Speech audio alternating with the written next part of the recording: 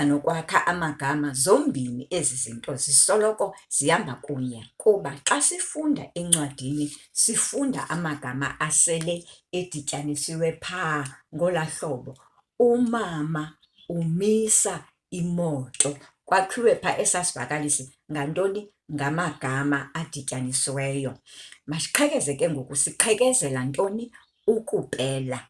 Kuba xa siqhekeza siqhekezela into yoba abone lula amagama xa kufuneka enze upelo. Sithi umama umisa imoto, siyaqhekeza phaya.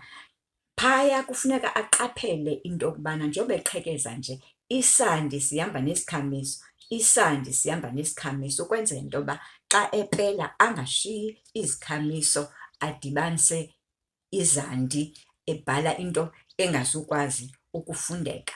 Bazawuqhekeza ke naphaa kwezaa klasi zingaphambili ngokweemfuno zaloo klasi. Umzekelo, xa beqhekeza umntu osisibizo, uzamqhekeza athi sisimaphambili, ntu sisiqu. So kubalulekile ke ngokuba bakufunde ukuqhekeza kwalapha ezantsi. Xa sele bedibana nencwadi, mhlawumbi befundelwa amabali awonwabisayo okanye bedibana nencwadi ezawube inolwazi ekufuneka belufundile, mhlawumbi sifunda ngezandi, ulwazi ekufuneka benalo olo, bezawube besele bekwazi ukuthini? Ukuqhekeza ngolaa hlobo, bakhe amagama ngolaa hlobo. Kubalulekile ke ngoku into yokuba baqalwe apho iqala khona le nto, kuba iqala phaa koonobumba bealfabhethi, sibiza phaya zonke ezaa zandi ziphaya. Kubalulekile ke ngoku xa befunda incwadi badibane namagama azabe ebhalwe phaya koonotsheluza. La magama koonotsheluza phaya siyasika phaya, la magama anzima okanye la magama angundoqo okanye la magama abonakala rhoqo okanye avakala rhoqo. Kuba la magama avakala rhoqo ngala magama aza kwenza into yokubana afunde ngokutyibilika okanye afunde ngesantya esiphezulu.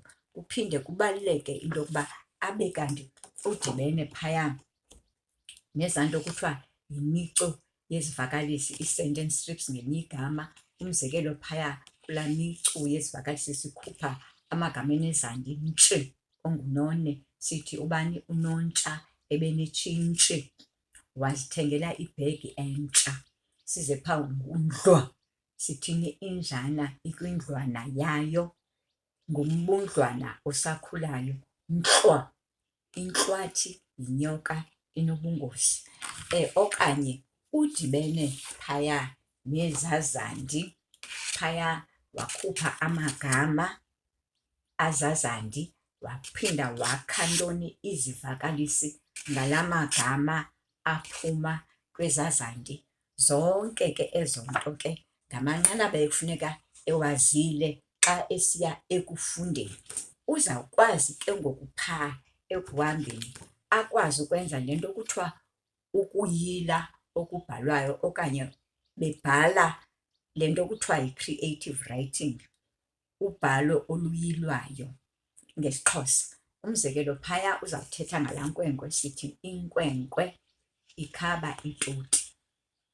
Inintsi ke into onoyithetha ngalaa nkwenkwe, mhlawumbi ukhuphe izivakalisi ezintathu, uthetha ngesinxibo sayo phaya laa nkwenkwe, uchaze nemibala oyibonayo kwezaa zinto azinxibileyo. Umbona njani laa mntu zawube umthiye igama? Umbona njani? Uyibona njani laa nkwenkwe? Yonwabile okanye ixhalabile? Yinto onoyithetha phaa ngomfanekiso. Sele ekhulile ke ngelo xesha, ekhulile ukwazi ukufunda incwadi.